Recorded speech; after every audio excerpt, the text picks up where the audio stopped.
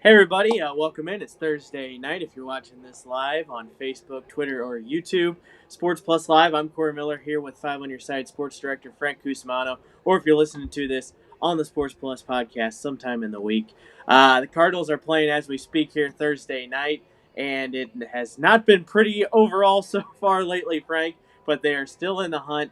The pitching is what's kept them in it, but it's starting to take on water. Dakota Hudson left the game we were watching tonight against Pittsburgh with a shoulder or a elbow injury, which you don't ever want to hear that. This pitching is just barely keeping it together while the offense struggles to find anything to do. You know, Mike Schilt is a Norman Vincent Peale, Tony Robbins, power of positive thinking guy, Corey.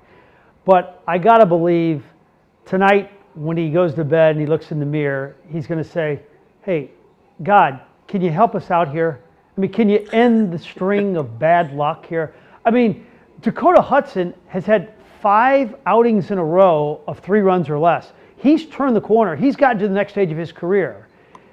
For him to go out, that's brutal. It really is. I mean, you had KK, you had Gant, you had Michaelis, you had Hicks. These are all really quality pitchers. And oh, by the way, you had COVID too. I mean, how much more can Mike Schilt take? You can't afford to lose a guy as good as Dakota Hudson. And boy, you're right. When you hear the word elbow, Corey, my dime store theory is this: is if you're a baseball pitcher and you're like 25 or 26 and you throw a baseball about 90 miles an hour and you've been doing that for like 3 or 4 years, eventually you're probably going to get it. And you're going to come back and you're going to be okay, but you're probably going to get Tommy John surgery and you're going to come back a year later. I hope that's not the case with Dakota, but look at the pitchers on the Cardinal roster and the amount of Tommy Johns we've seen. Seems to be the trend for them for sure. In terms of this offense, is this kind of what they're stuck with now? I mean, what else can they even do to get a jolt here? Because for a little while, it looked like Brad Miller might give him a jolt for a week or two, and then every once in a while, Tyler O'Neill will hit a home run, and Paul Goldschmidt overall has had a great year. But it doesn't really matter how great they pitch lately if the offense can't score a couple runs. And right now, they can't get even a couple hits in some games. You know, we should have known early on when they trotted out that lineup, and I believe it's the first time it's ever happened, that your outfielders were hitting 7, 8, and 9. Now, in Dexter Fowler's defense, he had a fine season before he got hurt, but let's face it, the overall production from Dexter because of the injury is not going to be great. I mean, the outfielders are supposed to be your thumpers. They're supposed to be Ronald Acuna Jr. and Mike Trout. And there's not a dynamic bat, I don't know if in the system right now. Maybe Gorman down the road. So I'll tell you what, this week on the radio, I've been talking about potential free agent outfielders. George Springer is going to be 30 years old. He is 30 years old. He'd be fine. Brantley would be fine. I don't think Ozuna, I think they know too much about him. Personally, they're going to bring him back. But I think what's going to have to happen, Corey, is John Mozeliak can't have another offseason like he did last year, where he says, well, we got to find out about our young outfielders. Well, we found out a little bit. Now you got to go the trade route. You got enough pitching where you can move a few arms for a dynamic bat, because I don't think that bat is in the system. I tell you, it hurts every day logging into social media, seeing home runs from Marcell Ozuna and about 2 each day from Luke Voigt. That does hurt quite a bit. Yeah, good point. Let's talk about a bright spot, though, recently. Adam Wainwright at 39 years old. Without him, I don't know where they would be this year. They might be out of the playoff picture totally, because since they've come back from COVID, he's been incredible, and he's really been good all year. And every time they need him, he's that stopper to go out and say, okay, I got this. I'm going to throw as many innings as my arm will possibly allow me, and I'll hold the other team to 2 runs. So if we just scratch across anything, we'll be all right. We know not to doubt Adam Wainwright, but come on, it's getting kind of crazy at this point that he's still this good. Yeah, it really is amazing. I like the fact, too, that you look at that radar gun and he'll throw that 80-mile-an-hour curveball, and then he'll get it up to 91, and then he'll go under 80, then he'll go up to 92. He is the ultimate pitch maker, and, you know, they have to bring him back. You know, the one thing I was thinking about today is I feel badly for, like, the young pitchers that the Cardinals have this rule that if you're not a starting pitcher, well, you're not in the dugout. And they're really being deprived of a year of education of constantly being around Adam Wainwright, because if Wainwright is not pitching, he goes to the ballpark, he gets his workout in, and then he goes home. I would have liked to seen him, in the dugout last night and working with a talented pitcher like Johan Oviedo, and really having this kid go to the next level. I think that's one of the terrible things about COVID-19 is that these guys are not getting the tutelage from these great veterans like Adam Wainwright. That's a good point. I don't know if a lot of people think about that, but that is a big part of it, especially with the Cardinals. We know how their pitchers like to pass down knowledge over the last 20 years or so, and even before that. That is definitely a big part of being on the roster. Let's talk about, even though things haven't been great, and they're currently not great because the Cardinals are losing to the Pittsburgh Pirates, who they have to beat. The rest of the schedule is supposed to be easy. The Cardinals are definitely not out of the picture. They still have a very high percentage chance, if you look at any kind of statistics on Baseball Reference or Fangraphs, to make the postseason. I think they're going to get it done because eventually they're going to have to look in the mirror. Okay, we'll do what we have to do. Let's just weasel our way in there somehow. It doesn't look good now, but they've still got a pretty good shot. Yeah, if you look at the remainder of their schedule, they had the easiest schedule in Major League Baseball in terms of winning percentage of the opposition. I mean, when you have the 14-34 Pirates and you have the Royals and you have the Tigers, that's pretty good. You're still going to have to deal with the Brewers at the end of the season too.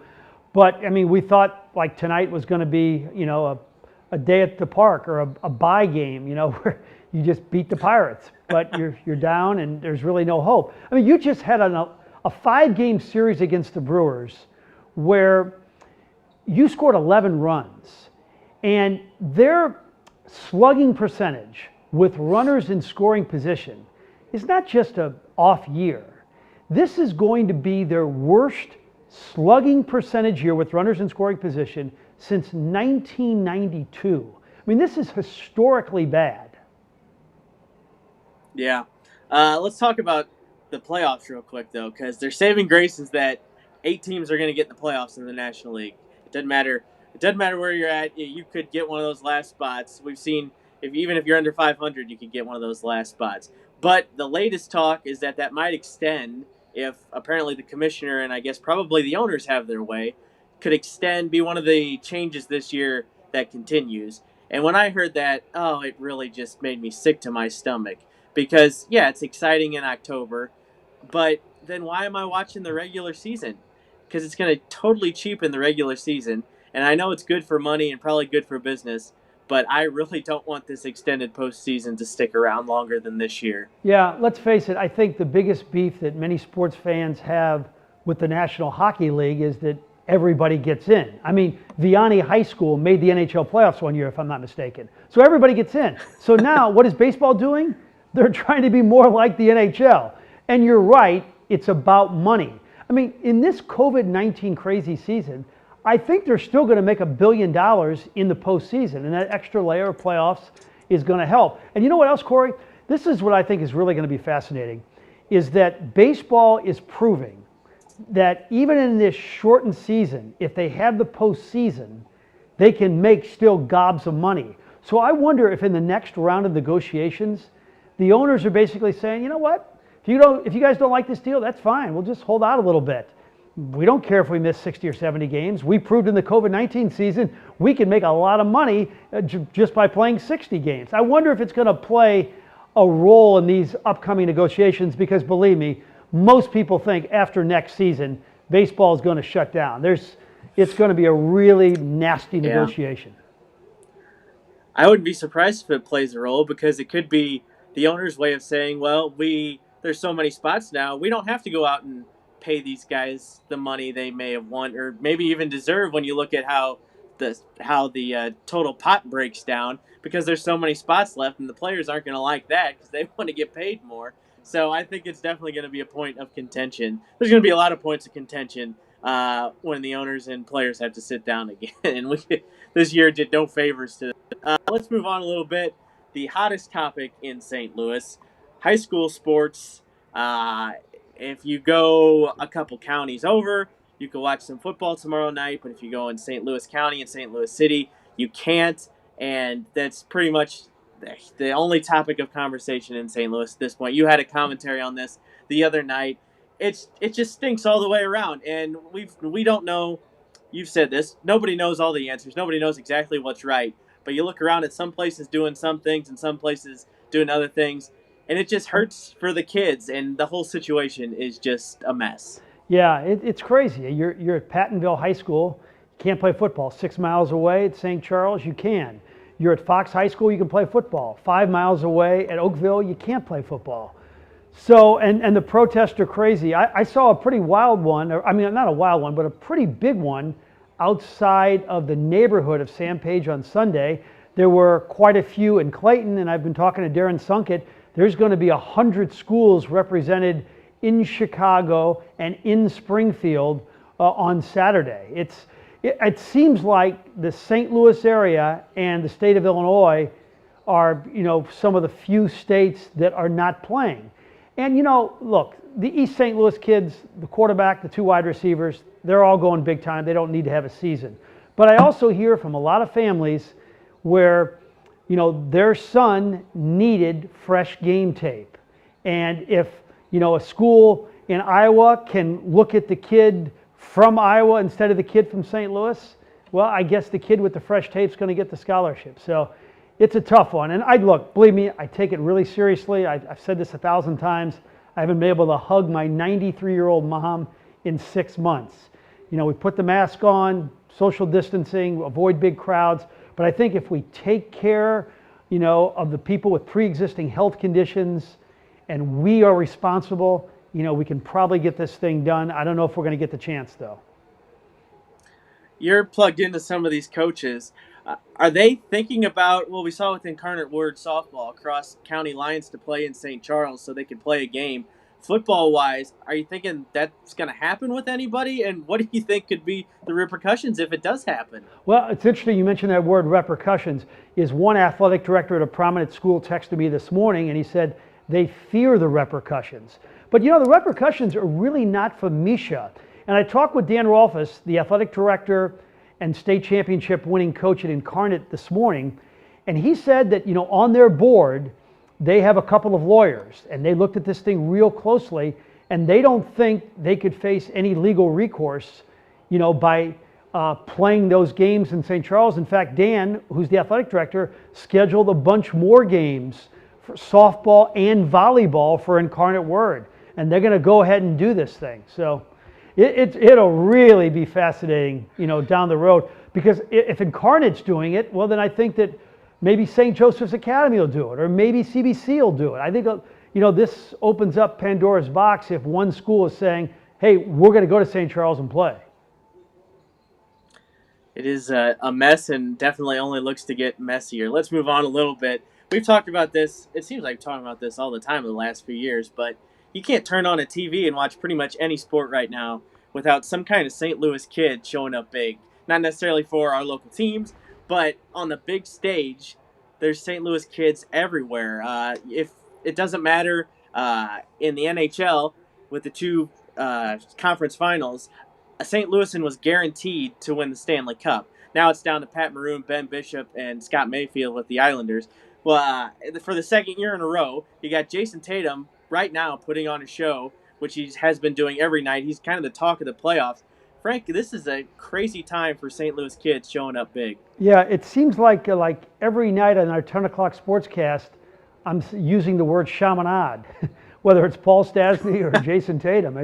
It's crazy. And then you go also tonight, WNBA playoffs, Nafisa Collier. She's one of the 10 best players in the world right now. She's averaging 16, shooting 50 from the field, 40 from 3, and 82 from the line. So she's sensational. Yeah, it is definitely a good time to be a St. Louisan in professional athletics. There's no doubt about it. I'd love to see Tatum get there because, I was talking to Earl Austin Jr. today about this, is to find a St. Louisan who's played a starring role in the NBA Finals, you really have to go back to JoJo White. Because Patrick McCaw, he won a championship, or actually he's won a couple, but he's been kind of a role player. It was at the end of David Lee's career. Robin Jones was a bit player in Portland. I mean, this would be really historical if Jason Tatum were to lead the Celtics to the finals. Tatum could be in the finals. Luke Voigt could be an MVP in the American League. I guess. I guess Scherzer won an MVP. Scherzer and Howard both won MVPs in the last 20 years. So it has been done by a St. Louis kid locally. But you've been here for a while. Is this kind of the? I don't know. It seems crazy to me, but is this like the most? I don't even know how to put it. The most St. Louis stars kind of in the four professional sports that you've seen? Oh, without question. I mean, Corey, like for the first 25 years, I don't know if I ever had a St. Louis kid in my NBA highlights, ever. We've never had the best pitcher of his generation in Max Scherzer till now. Pat Maroon could go back-to-back Stanley Cups. Nafisa Collier is going to be, one of the three best players probably in the WNBA, and Jason Tatum is probably going to, be with Giannis in a very short group of top 3 or 4, 2 or 3 years from now. Last thing on this live or this episode, if you're watching or listening to this on the podcast, we'll talk about the list real quick this week. Our countdown this week, pretty cool when you kind of take the whole body of work. It's biggest and best sports events in St. Louis history, and just looking down it, we should be pretty proud of ourselves. We put on a lot of big stuff, and it's always had a lot of excitement. I didn't even, when the the Zab Judah and Corey Spinks fight was on our list, I think I was maybe 10. I didn't realize how big that was until you were talking to me about it. I'm like, oh my God, that's just another thing. Yeah, who could ever forget, Corey walking in the ring with Nelly? That was just so crazy. It was just so wild. The bottom line is we just do big events. I mean, really good big events. We won't give away the final 2, but man, if there's, today was the Final Four. The 2005 Final Four, Frank Viverito said economic impact $75 million. I know all these restaurateurs in downtown St. Louis, including my family, and they say without a doubt it blew away any World Series we ever had in terms of economic impact. It was a basketball village. It was like downtown was just a happening place where, like in other cities where people just walk around. That's what it was like in St. Louis in 2005. Well, I mean, and even recently, the All-Star Game was a big hit here previously this year in St. Louis for sure. We had the MLB All-Star Game in 2009. Big events, people show up. I mean, people like to give St. Louis a lot of crap a lot of the time for a lot of different things, and it's warranted a lot of the time. But when we're on a big stage, we put on our Sunday best and make it happen. I'm sad we don't get to host the Champions Tour this year like we were supposed to. Yeah, we'll get that again next year and for the next 3 years. They signed up for another year. And then, how about, speaking of fans and passion, what happened yesterday in the soccer world, 50,000 deposits for seats. I mean, it shatters the MLS record. They only seat 22,000 and they just sold 50,000 in a 24-hour time period. Nuts. Looking forward to 2023 for that for sure. Yeah. All right, everybody. Thanks for tuning in. If you're watching live or listening on the podcast, that's our episode for this week. Make sure you tune in next week where we'll have just about a week left of Cardinals baseball, and we'll have some Mizzou football coming around the corner. The Tigers are going to have it rough, but it's football, so not going to complain too much. Thanks for tuning in, everybody. Have a good night.